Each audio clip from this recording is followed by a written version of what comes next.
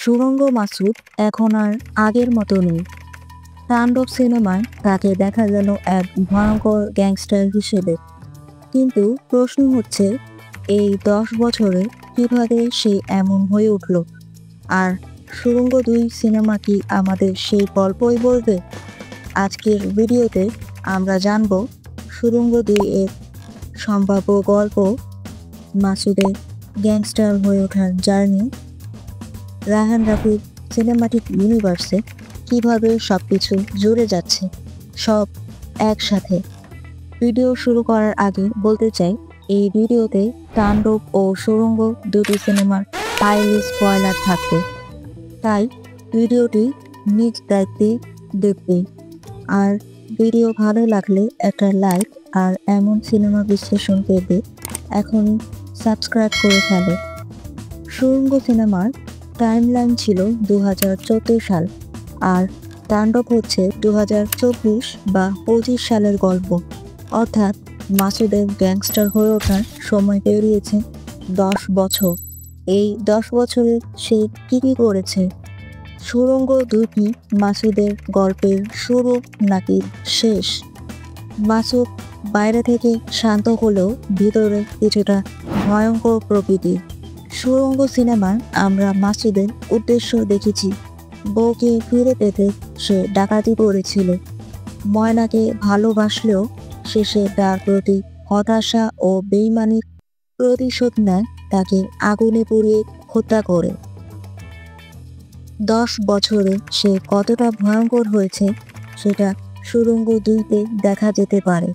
তাণ্ডবে সে সম্পূর্ণ রূপান্তরিত একজন ভয়ঙ্কর গ্যাংস্টার। এই মাসুদের গল্প 2টা থিওরি তৈরি করা যায়। থিওরি 1, মাসুদ এখন ক্ষমতার চূড়ায়। গ্যাংস্টার হিসেবে তার উত্থান শেষ হয়েছে, কারণ গল্পে শীর্ষ সন্ত্রাসী মিখাইলের আগমন ঘটেছে, আর মিখাইল রিজার্ভ ব্যাংকের সকল সোনা টাকা ডাকাতি করে দেশ ছেড়ে পালিয়েছে, যা মাসুদের সুরঙ্গ করে ডাকাতি করার প্ল্যান ছিল। এখানে মিখাইল আর মাসুদের দ্বন্দ্ব শুরু হয়। থিওরি 2, সুরঙ্গ 2-তে আমরা দেখব সে কিভাবে এই জায়গায় পৌঁছালো।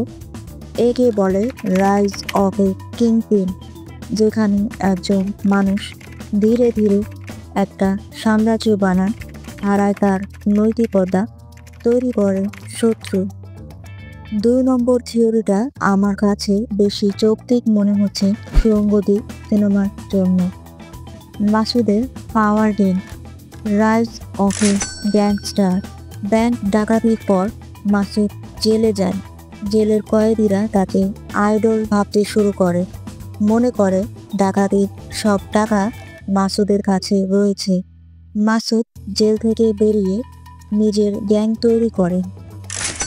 সুরঙ্গ সিনেমায় মাসুদের ড্রাইভার বন্ধু তার কিছু টাকা মেরে দিয়ে অনেক বড় শিল্পপতি হয়ে গেছে। ধারণা করা যায় এই বন্ধুই আমজাদ মনসুর। আরমান মনসুর চরিত্রটির অপরাধ অপকর্ম ঢাকার জন্য সে মাসুদকে হায়ার করে। মাসুদের বন্ধু যদি এত টাকার মালিক হয়, তাহলে মাসুদ তো আরও ভয়ঙ্কর কি? তুমি যদি আফরান নিশোর ফ্যান হয়ে থাকো, তাহলে সাবস্ক্রাইব না করে চলে যেও না। কমেন্টে লিখো তুমি সুরঙ্গ 2-তে কোন প্লট দেখতে চাও। আন্তর্জাতিক সংযোগ ও মিখাইল কানেকশন। তাণ্ডব সিনেমায় মিখাইল ছিল একজন শীর্ষ সন্ত্রাসী। মাসুদের সঙ্গে তার সংঘর্ষ কী হবে? মাসুদ মিখাইলকে চ্যালেঞ্জ করে তার টাকা দখল করতে পারে কিনা সেটা সুরঙ্গ 2-তে আমরা হয়তো দেখতে পাবো। চরিত্র রিকাস্টিং সমস্যা। কিছু চরিত্র সুরঙ্গ ও তাণ্ডব 2 সিনেমাতেই রয়েছে, কিন্তু আলাদা চরিত্রে। সুরঙ্গ সিনেমার ব্যাংক ম্যানেজার তাণ্ডবে হয়ে গেছে সোয়াট লিডার। ব্যাংক ম্যানেজারের ড্রাইভার তাণ্ডবে শিল্পপতি আমজাদ মনসুর, আরমান মনসুরের বাবা। তদন্ত কর্মকর্তা আপেল খান এখন সাবেক আইজিপি রফিকুল্লাহ। এভাবে ইউনিভার্স বানানো হলে চরিত্র আলাদা কাস্ট করা অথবা মিলিয়ে নেওয়া দরকার। এইসব মিসম্যাচ কাস্টিং সিনেমাটিক ইউনিভার্সে সমস্যা তৈরি করতে পারে। দেখা যাক রায়হান রাফি তার পরবর্তী সিনেমাগুলোতে এর জাস্টিফিকেশন কীভাবে দেন। রাফি তাণ্ডব সিনেমা দিয়ে বাংলাদেশের প্রথম সিনেমাটিক ইউনিভার্স গড়েছেন, যেখানে সুড়ঙ্গ মাসুদের উত্থান, তাণ্ডব মিখাইলের স্বাধীন সেজে সিস্টেমের বিরুদ্ধে রিভেঞ্জ নেওয়া, ছোট করে সুড়ঙ্গ মাসুদ ও আরমান মনসুরের চরিত্রের প্রবেশ। ভবিষ্যতে হয়তো আমরা মিখাইলের ব্যাক স্টোরি অথবা মিখাইল ভার্সেস মাসুদের ক্ল্যাশ দেখতে পাবো। যদি তুমি মিখাইল ভার্সেস মাসুদের ক্ল্যাশ দেখতে চাও তাহলে কমেন্টে লিখে জানাও। যদি তাণ্ডবের রিভিউ দেখতে চাও তাহলে বাম পাশের ভিডিওতে, আর যদি মিশো নাকি সিয়াম তাণ্ডবে কার টিমু সেরা তা দেখতে চাও তাহলে ডান পাশের ভিডিওতে ক্লিক করো। এমন সিনেমা বিশ্লেষণ পেতে এখনই সাবস্ক্রাইব করে ফেলো। দেখা হচ্ছে পরবর্তী ভিডিওতে।